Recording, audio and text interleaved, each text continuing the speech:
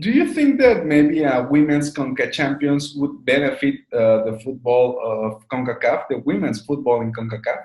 I mean, I think any additional competition is going to be good, right? And especially if you're competing against other countries, I think that just, I mean, it adds fire to the competition. I don't know if you've felt it, but since I've been here in Costa Rica, I feel like Ticos, they're kind of against Mexican soccer, like, Saprissa y Monterrey, like, I feel like there's that, it makes people, I guess, hype for it more. And so if you're competing against other countries, I definitely think that that's going to add, a little bit extra fire. People have more desire. It's going to add just an extra level of intensity to everything. So the more competition, the better.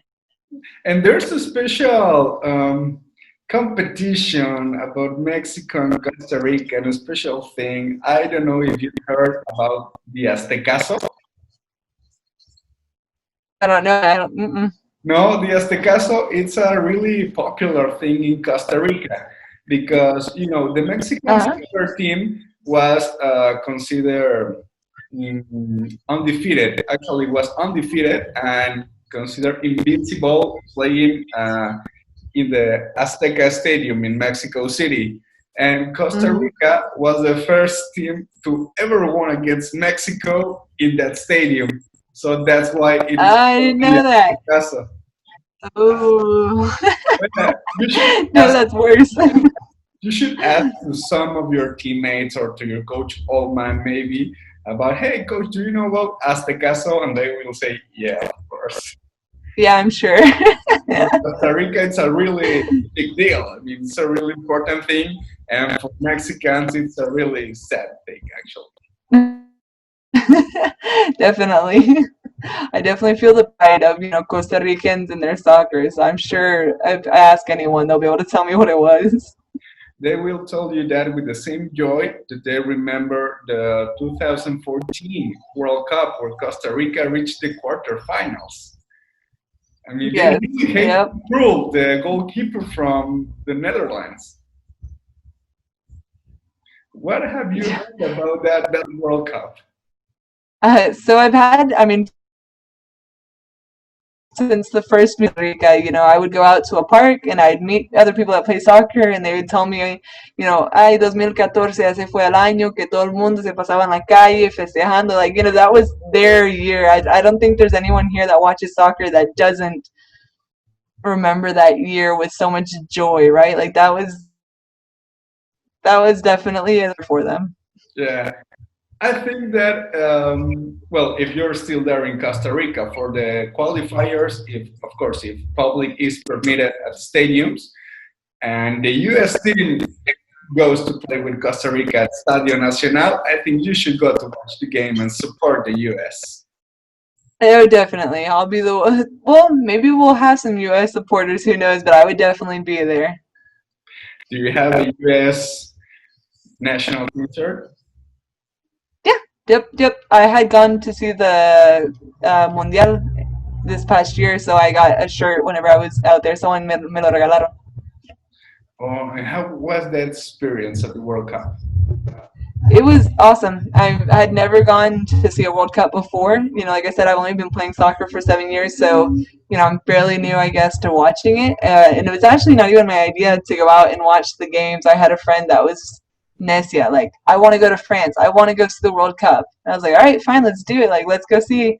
And so we got to see the U.S. contra Francia, the quarterfinal, and Oh, U.S. versus England for semifinals. So we got to see both of the games, and I mean, it was a fun time. Like, I've never seen a stadium with so much passion in it. I mean, and it wasn't even just the U.S. fans, like the French fans and the England fans just feeling their passion. It was really cool. being in a World Cup as an attendant, I think it's another level of experience of joy. I mean, it has to be unforgettable. And the matches you saw, I mean, those were four of the best teams in the planet. And Yeah.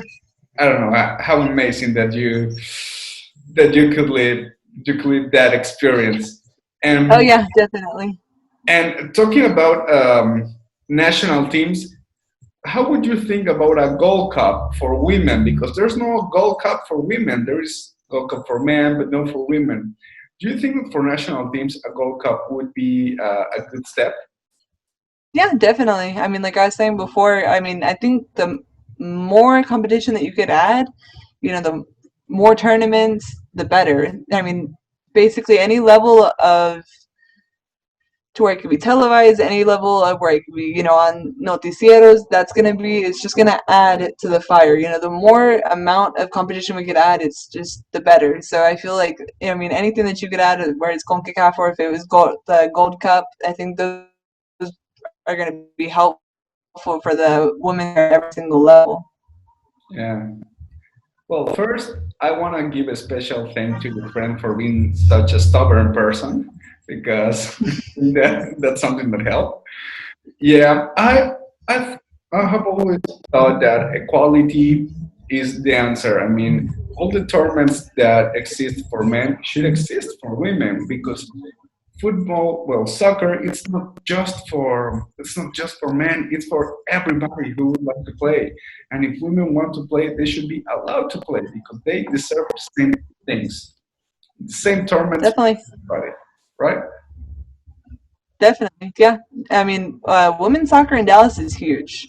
Here, I realize it's not as big, but I mean, in Dallas, there's a crazy amount of people that play soccer, of girls soccer. It's super competitive there. And I thank God that I had that competitive environment in Dallas, and I hope that everywhere around the world it'll become the same to where girls feel empowered to play sports that they enjoy and that they could play at the same level that guys do. And they have all the same opportunities. Yeah, I mean, I think it would be a really good step for Dallas, maybe for FC Dallas to have a women's team because, like you said, Dallas has a lot of women who play soccer, but there's no women's sport. Why? Yeah, Why? How would you yeah, feel that's about a that? very good point. Yeah, Dallas needs a It's, women's team, a professional. I mean, Lacey Reveal, just born in Kentucky, Angel City in Los Angeles. But what about Dallas? I mean, we should start a petition, maybe. I know. The more you're saying it, the more I'm like, why isn't there an FC Dallas female team? I mean, it really doesn't make sense. Just the amount of women's soccer there, it doesn't make sense. And we do have like, I try to think about like teams that I know in Dallas. We have like the female sidekicks, like we have indoor female teams that are semi-professional, but we don't have the FC Dallas. It really doesn't make sense. I mean, and hopefully we'll see it pretty soon. Yeah, we can dream about an FC Dallas, a women FC Dallas that plays in the NWSL. I mean, it would be a huge step, and I hope in the future we could see that. So, Yeah. what would CONCACAF could do to help it Huh? grow with the development? Yeah, so I mean, I think what you're doing right now, like to, include more interviews, include more footage of it, like, we were talking about earlier about my friend's game that's not even being broadcasted. The more that we could see the soccer, the more that's going to help. So, like, having specific channels that are only for women's soccer, like even here in Costa Rica, some of our games, we compete with the men's soccer. And if there's a men's game going on, we're not going to be seen. So the more that they can televise, the more that they can report, the more that they can the soccer into public light, I think that's going to help it grow. Yeah, I think that's a really important part. I mean, if your game is at the same time that a men's team, of course, the men are the priority. Yeah, Hmm. but I think something that could help you is maybe to move your game to another hour to allow people to see it on television. I mean, broadcast is the most important thing, and also newspapers, photographs, everything that will help spread women's football all over the globe. Definitely, exactly. And I mean, like you're doing your part. You're trying to put more information out there, get more people interested. And I mean, I'm surprised even by the amount of people here in Costa Rica that actually do watch female soccer. Sometimes I go to stores and people know what the scores were. Like today, I got an Uber home from the field, and my Uber driver knew how our game went, and he knew the score. So it's kind of cool that there's actually people here that are involved in it, but it could definitely be bigger. And that, of course, makes you really happy. So, how do you see women's football in Costa Rica? So women's football in Costa Rica, don't know how well my perception is of it. I only have from the amount of months that I've been here. But like I said, it's been pretty interesting. Like, I think I went to buy headphones one day, and the guy that worked at the store, he was like, I don't remember what he asked me, but he ended up like, knowing all the female teams and which ones, got these players and what theirs were and what the tabla was, so it's really cool to see, I guess, that there's just all these people that don't seem like they're huge soccer fans, but they are. And I think Costa Rica has a lot of soccer fans, really. I mean, you see people in the street all the time with, either like Liga or Saprissa, right? Those are the two teams here. So it's cool that you can see that there's a lot of involvement. Herediano, a little bit too. Prisa, Herediano, en la Liga. La Liga. Yo soy menuda. Bueno, así lo dicen a los que van a la Liga de acá, no sé. Los manudos, de manudos. Mm-hmm. What is the most hard rival in the Costa Rican League for you? Yeah. So for the teams that we've already gone through our first vuelta, right? Like we've already played all the teams, and based off of those scores and especially off of our just previous game, I would say Paula de la Liga is our hardest team to play against. They've got really quick players. They've got really good offensive players. You could tell they really scrambled up our defense, unfortunately. And I didn't get to assist in the game. I had, like I had mentioned, a kind of a condition to where I wasn't able to train for a couple weeks.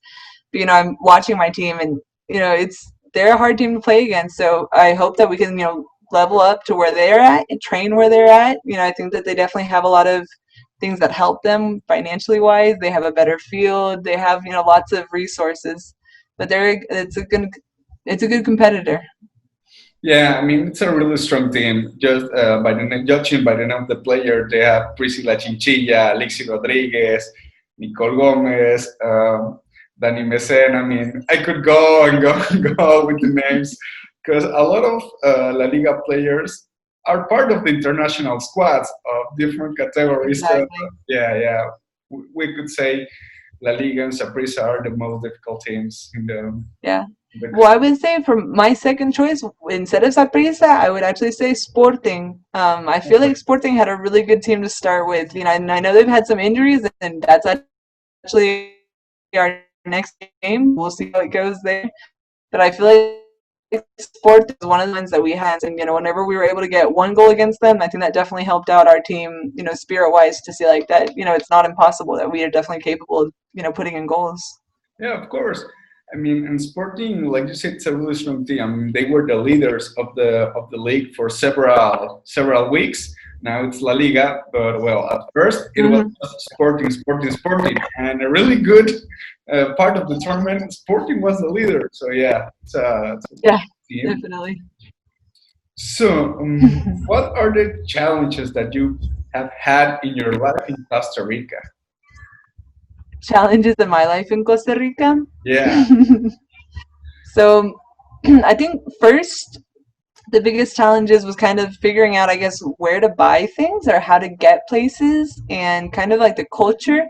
Like, I remember one day, I think I got on the bus, and whenever I got on there, I didn't, like, there's certain places where you can't sit because, they're preferred seating for elder people. And then there's a line to get on the bus, and I didn't know, like, where the lines start. You might know which bus to get on. So, like, those small things, I guess, took a while to adapt to. And also, like, food-wise, like I said, some places are expensive, whereas some places are cheaper, or I'm not used to, like, how their systems work.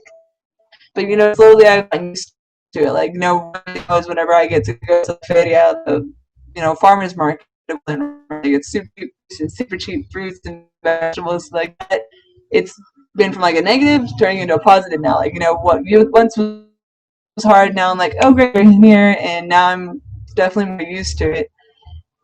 Besides that, the biggest challenge, which I don't think I could really do much to change, is, like I mentioned before, it's really stinks the fact that we can't, even if it's not late, you have to be watching where you are, you have to watch, what you have out, you have to watch who's around you. It's just not always the safest environment. So, that's a huge challenge for sure.